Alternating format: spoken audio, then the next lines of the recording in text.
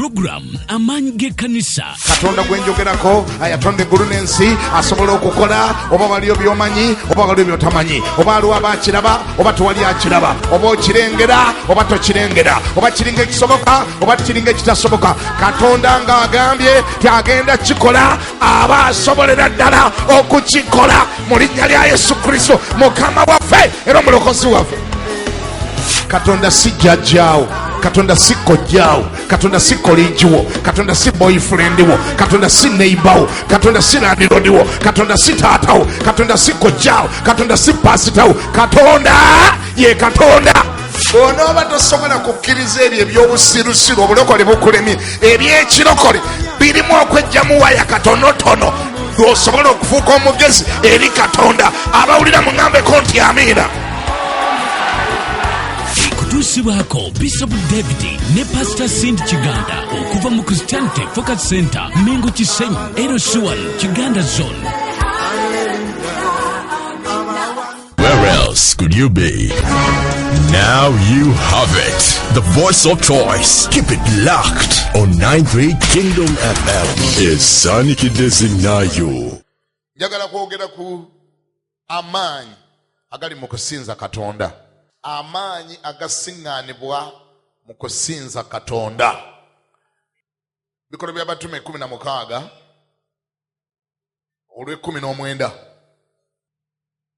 Bwe twamala okulokoka ne tufuuka abaana ba Katonda, ne tufuuka abasika ewamu ne Kristo, ne tufuuka abassa ekimu ne Mukama, ne tukiikirira Katonda ku nsi wano we tuli, twaweebwa ebyokulwanyisa ebitalina alina.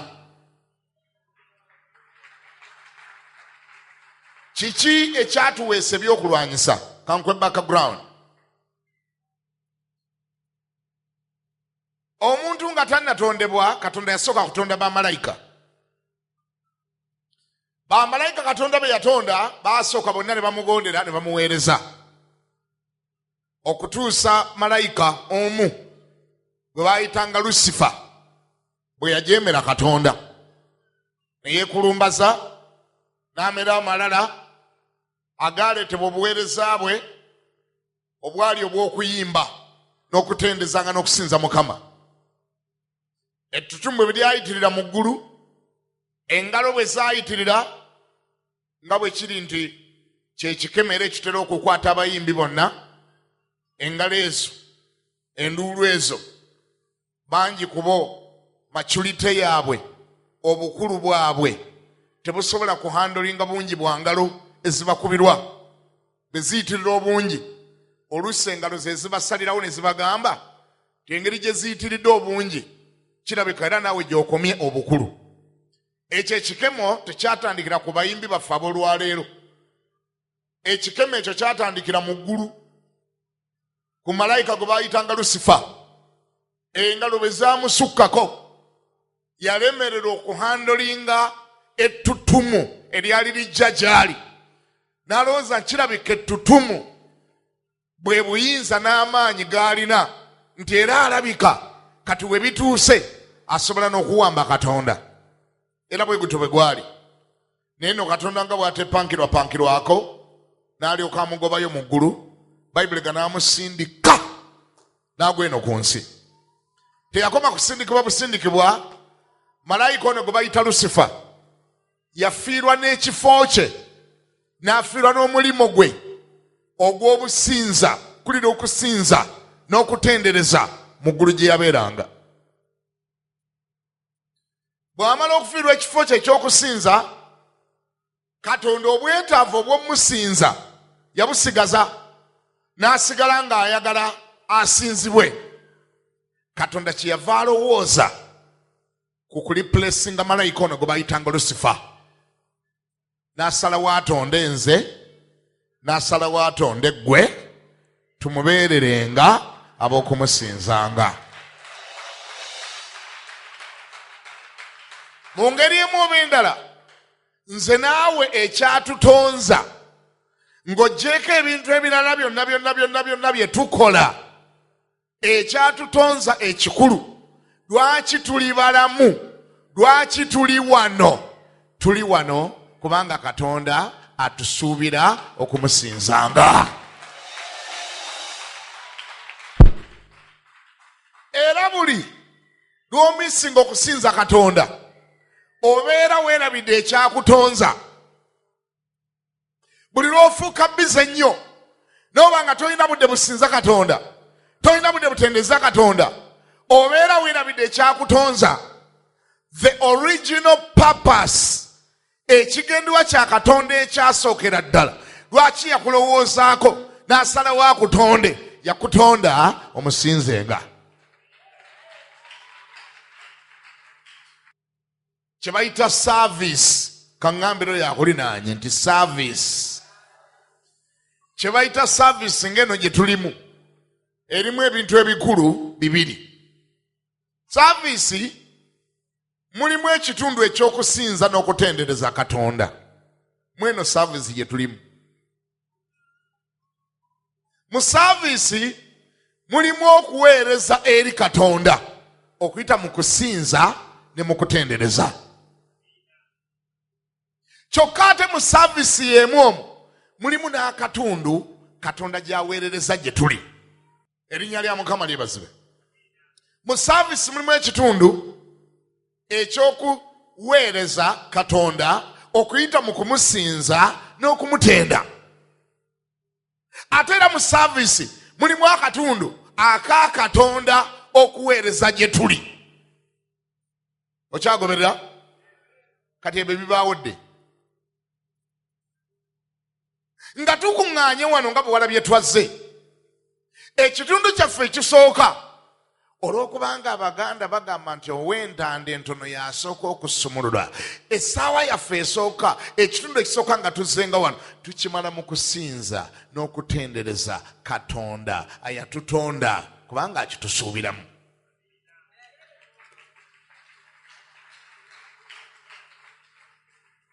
Kyova olaba nti zimusanze omukazi oyo oba omusajja oyo alowooza nti service eri mu katundu kali kokka ak'okubuulira ekigambo, era n'atuuka okugamba munne ng'aveeko eyo nti kirabika essaawa z'okubuulira kakati zitandise, kanjire ŋŋende nneme kusubwa kigambo. Ng'alinga agamba nti bino ebyasooseewo tebyabadde bikulu, ebyabaddemu okusinza n'okutendereza. Abantu abamu balowooza nti akadde kaffe akasooka wano mu service kaba kadde kakwononayonoona ku budde nga bwe tulinda abatannatuuka. Era abamu balowooza nti okuyimba kuno kwonna okusookawo n'okuzina n'okutendereza n'okusinza mbu bibeera ku passinga time nga tulinda abatannatuuka. Ngambira neiba akulina nti ekyo wakifuna bubi. Wakola otya? Ekyo wakifuna bubi. Kyandibanga ate kyolagajjalira kyekisingira ddala ate obukulu kyekiriwa? Ekiseera ekyokusinza n'okutendereza Katonda kubanga ekyo kyekyakutonza. Wabeera ngambako nti amiina. Ekyo kyekyakola kitya? Kyekyakutonza. Katonda kyakusuubiramu. Katonda ekyo kyalabanga paati yo. Katonda ekyo kyalabanga ekyali kuleese. Wandizze wano ng'ekikuleese kusinza na kutendereza Katonda. Kubanga okuyita mu kusinza n'okutendereza Katonda gwe olwo obeera okola paati yo. Ke katayimu naawe wookolera paati yo. Bw'ojja wano ng'okusinza n'okutendereza nga byawedde dda, Katonda akwewuunya. Alaba sempala nampala ayajjula amalala atayogerekeka nti essaawa ey'omusinza gwe toliiwo. Wabula ojja noga ndowooza kakati Katonda atuuse okwogera. Kubanga tulinamu kapaati ffe ng'abantu tulinamu kapaati ak'okuweereza eri Katonda okuyita mu kusinza n'okutendereza. Paati ey'okubiri yeno gy'olaba kakati omusumba gy'akozesa Katonda ng'ayogera gye tuli okuyita mu musumba. Kati wano essaawa eno Katonda ali mu kuweereza gye tuli. Ffe twasoose ne tuweereza gy'ali, ate naye kaakati ali mu kuweereza gye tuli. Mulaba mutya? Soka owulire. Mulaba mutya singa gubadde mukolo nga guliko president. Omukolo gwonna okunabeera president twogera amazima. Omukolo gunabeera president. Bategekawo abanayimba. Ne bategekawo abanaazina. Ne bategekawo abanawa speech ez'enjawulo. President ng'atudde wali byonna abiraba tannayogera. Byonna ng'abiraba. Ne bayimba, ne bazina, ne bamusiima, ne boogera obubaka. Eyo time eba y'abantu bano abazze bano abangi president bagenda okwogereramu eba time yabwe okwogera gyali n'okuweereza gyali n'omu entertaininga nga tannayogera gyali. Naye olaba otya singa obadde omu ku baminisita ng'obadde omu ku baminisita ba president n'olyoka ojja mu time gy'osuubira nti kati president alabika anaatera okwogera n'olyoka ojja ng'omusanze na ku mukolo n'ojja noga nti alabika anaatera okwogera kati awo ndoza ne bwennyingirawo.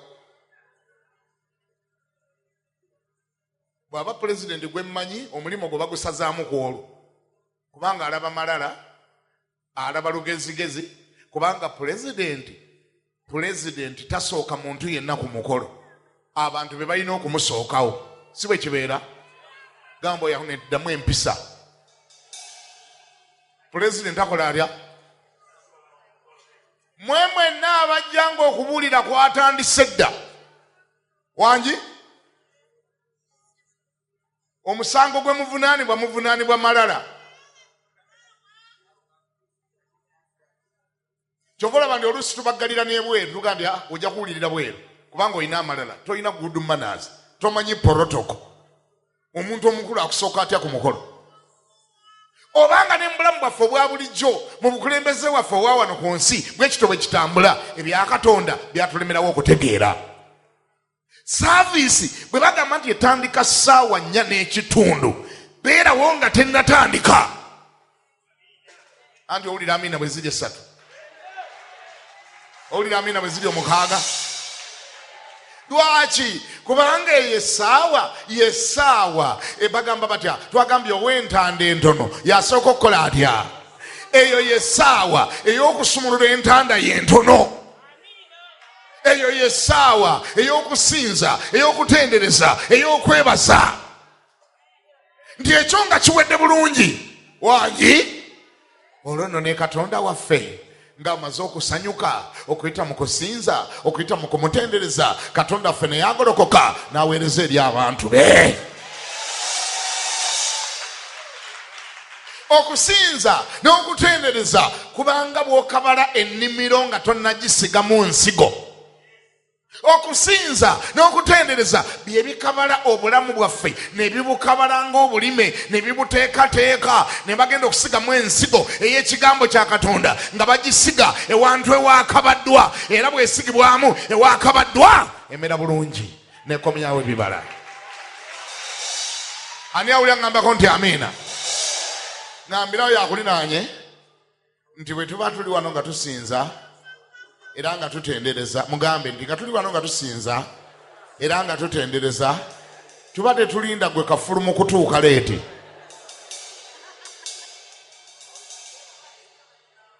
Tuba tetuli mu kulinda gwe kafulu mu kutuuka leeti. Tubeera mu ekyo kyennyini ekyatuleese wano. Ekyatuleese wano kyekiriwa? Twazze mu saavisi. Saavisi eri mu bitundu ki? Saavisi erimu ebitundu ebikulu bibiri bye biriwa? Okuweereza n'okuweerezebwa. Omuweereza bwe tumala omuweereza okuyita mu kusinza n'okutendereza ate bwe tumala naye n'alyoka akola atya? Naye n'alyoka aweereza gye tuli. Ani awulira ngambeko nti amiina? Okusinza n'okutendereza kwekweseemu amaanyi mangi nnyo nti abamu ku mmwe kye mutamanyi temwetaaga na kussaako mikono okuwona endwadde zammwe singa mwetaba mu kusinza n'okutendereza. Kulimu amaanyi agasobola okuwonya endwadde ezibadde zikuluma. Okusinza n'okutendereza kulimu amaanyi agasobola okumenya ekkomera mw'obadde n'ofuluma n'otambula ne weegendera. okusinza n'okutendereza kulimu amaanyi agagoba dayimoni, ne gagoba emizimu, ne gagoba emisambwa, ne gagoba ebiteega, ne gagoba amayembe. Ganti amiina.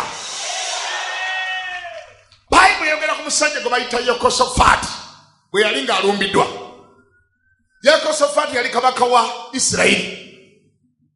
Ku mulembe gwe Yekosafaati yalumbibwa. Amaje agamawanga ageetooloddewo geegatta ne gakola kye bayita alliance, ne galumba obwakabaka wa Isirayiri nga bazze kubakuba, bazze okusimulawo eggwanga lye bayita Isirayiri. Bagenda, Yekosafaati agenda okuzuukuka, ne bamuleetera amawulire nti Isirayiri erumbiddwa, yeetooloddwa. Abajaasi, amaje, abalabe bagyetoolodde ku kkono, ku ddyo, ebuvanjuba n'ebugwanjuba. Ku mulundi guno gwokka Isirayiri terina weewonera, egenda kusaanawo. Njogera bino nga njagala kubuuza, crisis ezijja gy'oli gw'ozihandolinga otya? Where do you go? What do you do? To whom do you run? Oddukira wa? Olaga wa? How do you overcome your crises? Yekosafaati wuno tumulabye, ye bwe yafuna crisis yaddukira mu nnyumba ya Mukama. Yaddukira wa? Abalabe nga bakulumbye olina ojjukira ekkanisa, ojjukira Yesu, ojjukira Bayibuli. Wakati nga bitabuse, nga waliwo ekitabuse, olinamu ku maanyi agajjukira Mukama. Wangi byokola bya Mukama. Sisitomu yajja mu ofisi n'angamba musumba tuma kinguddeko, tuma kintuuseko musumba, sisobola kusiŋŋaana mazima bawange ne musiŋŋaanira ddala, musanze ne house card era nze bwe nvaano ŋŋenda kugula asidi, ŋŋenda muyira asidi nze. Ne mugamba tusooke tukkakkane kubanga ate asidi agenda kusibya, bagenda kusiba. Musumula kuba tuma kyempitamu, bakuba tuma kyempitamu, musumula kuba sigwa kiyitamu. Ne mugamba kasita oli mu kiyitamu.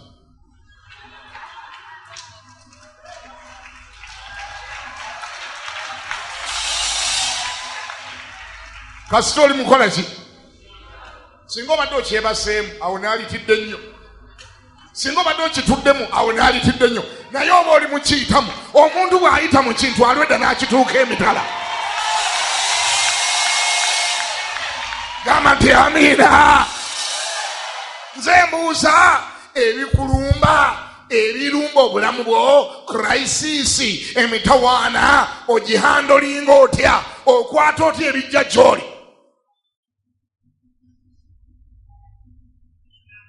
Abalumbye Yekosafaati bangi nnyo, bali ku kkono, bali ku ddyo, bali buvanjuba, bali bugwanjuba, bali wonna.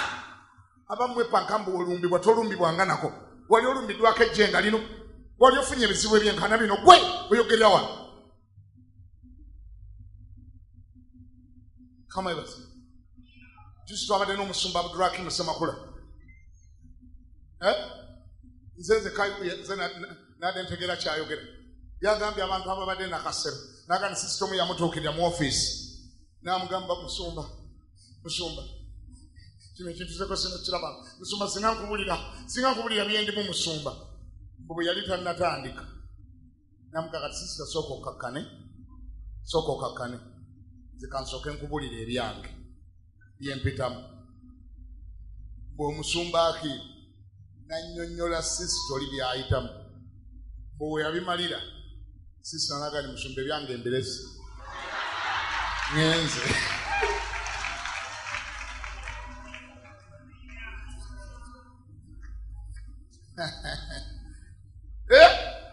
Ekikupaapaaza bw'otyo opaapala lwakuba tomanyi nti waliyo abantu abalala abayita mu bintu ebinene okusinga by'oyitamu. Ani awulya ngambeko nti amiina? Nteekwa okumaliriza kaakati. Mukama ffe yebaze. Siwulira, Mukama yebazibwe. Bayibuli egamba Yekosafaati n'agenda mu maaso ga Katonda neewulira ebigambo nabbi byajja nabyo nabbi n'alagula ebigambo bino byonna bye tuwulidde awo Yekosafaati olw'ekkumi n'omunaana bw'amala okuwulira ebigambo bya nabbi ebigambye enkya muserengete olw'ekkumi n'omukaaga enkya muserengete mulwane nabo naye raba kubanga bambukira wayingirirwa eziizi nammwe muli basanga mu kiwonvu ne mu kibuga ne mu maaso g'eddungu Yoweri simanye ekiwulire olw'ekkumi n'omusanvu ndwagadde nnyo olw'ekkumi n'omusanvu lugamba lutya temuli yeetaaga kulwana mu lutalo luno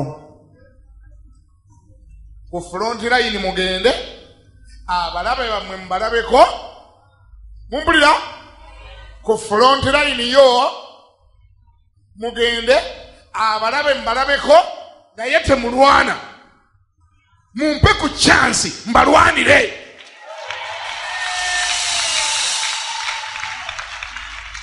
ani awulya ngambeko ndi amina olutalo gye luliyo gendayo ku front line gendayo tuukayo ewali oyo omukazi akuwalana ku woofiisi gy'okolera totyayo gendayo otulaawo ku reception awo omutunule mu maaso ng'omulabako feesi y'omulabewo gitundulemu naye nga bw'osiginolinga Mukama omutunulya bw'otunulira Mukama omutunulya bw'otunulira Mukama ng'ogandi yoona ani awulya gambe nti amiina ebikulumba bitunuleko mu feesi Yekosafaati kye yakola bwe baatuuka wali ne bakola ebi ne bakola omulabe byatalabanga nako ne batandika okusinza batandika okusinza nakutendereza bwe ne batandika okusinza omulabe akutte ebyokulwanyisa amafumu engabo embalaasi amajambiya emiggo amayinja Yekosafaati ye yatwala kwaya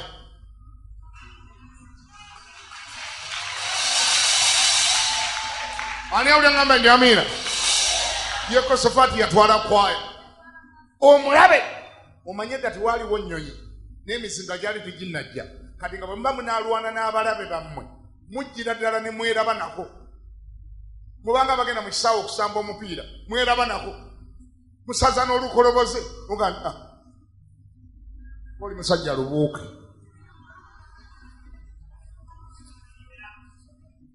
omukuba n'entiisa ziri entalo zedde ezitaalimu tekinologi zaali nzibunya omusooka nakweramusa musize muli muti eyo tugenda nno kutandika ebule dakika 10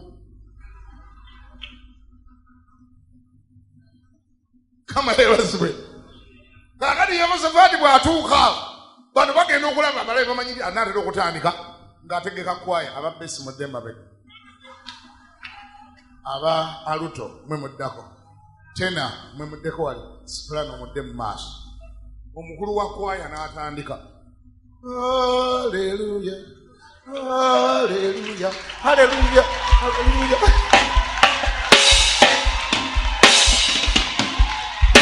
abasajja abamoni ne bagamba nti kiki kino kye tulaba abalalu nga tebaggwangayo twazze kulwana bano bayimba buyimbi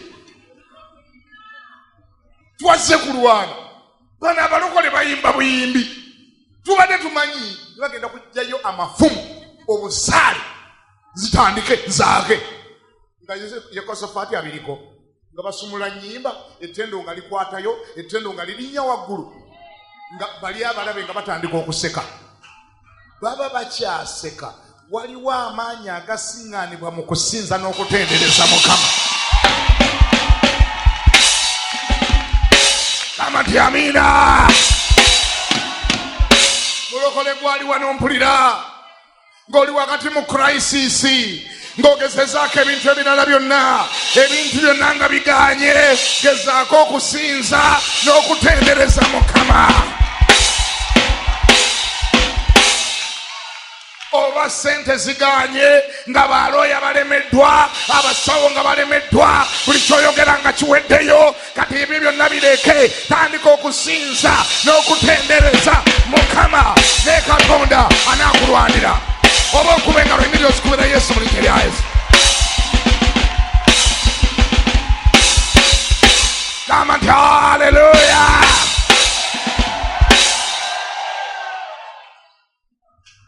abalabe baali bakyaseka bagenda okulya nga luwe kibayingiramu okusinza n'okutendeza kuleetera omulabe okutandika okuwulira ekintu ekipya. Awulira ebbugumu nga limulumba, awulira ekimulumba, abalabe jangwa baba bakyaseka. Yekosafaati agenda maaso n'okusinza. Ono ng'abuuza munne, lwaki ontunuulira bwe? Lwaki ontunuulira bwe? Nonamuza lwaki ontunuulira bwe? N'amusala oluyi. Nonanga onkuba otya? Onkuba otya? Onkuba otya? Teke enguumi ne bikaaba. Onaga nti onkuba otya? Kankufumita ekiso. Namufumita ekiso mu lubuto. Bali baga nti ofumise waaki? Ofumise waaki? Ofumise waaki? Naawe kati okufumita. Onaga mufumise waaki?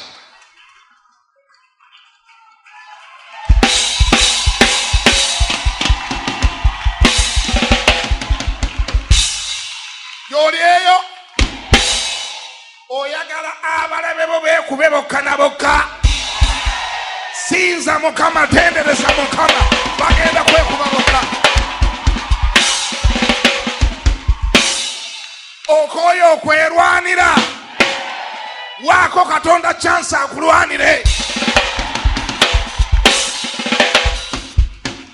Abalabe bonna ne beemalawo, Bayibuli egamba nti ennyimba zaagenda okuggwa ng'Abamoni, Abamowabu, Abafirisuuti nga gyonna mirambo nga besse bokka na bokka.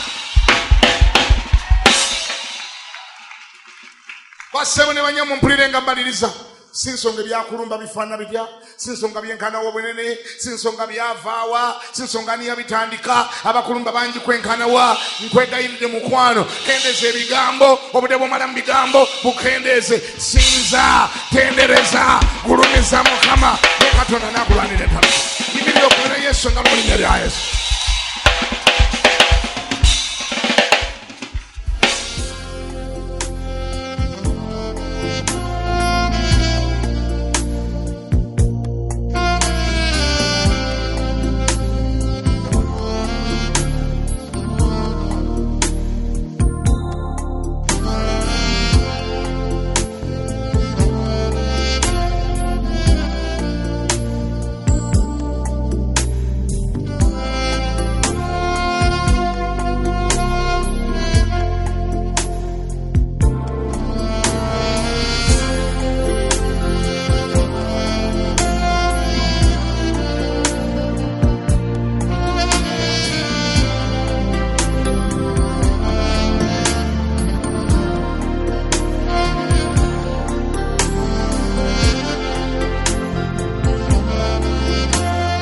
Zino ze programu zaffe eza buli wiiki wano ku Christianity Focus Center buli lwa Sunday okuva ku ssaawa 12 mpaka ku ssaawa 2 ez'okumakya ebeera Bible School, okuva ku ssaawa 2 n'eddakiika 10 ebeera Morning English Service, olwo ku ssaawa 4 mpaka ku ssaawa 8 n'ekitundu ebeera Main Service, ku ssaawa 10 mpaka ku ssaawa 1 ebeera Deliverance Service, Midweek Service buli lwa kusatu okuva ku ssaawa 11 n'ekitundu mpaka ku ssaawa 2 ez'ekiro, Lunch Hour Service Monday mpaka lwakutaano okuva ku ssaawa 6 mpaka ssaawa 8 Kasero ku Lunch Hour Building opposite na Arcade. Tusange Mengo Kisenyi LC1 Kiganda Zone. Okumanya ebisingawo weereza obubaka ku email address cfc@christianityfocuscenter.org oba osobola okuba ku simu noti 42514 Christianity Focus Center, the solution ground. Where else could you be? Now you have it. The voice of choice. Keep it locked on 93 Kingdom FM. Is Sonic Desinayo.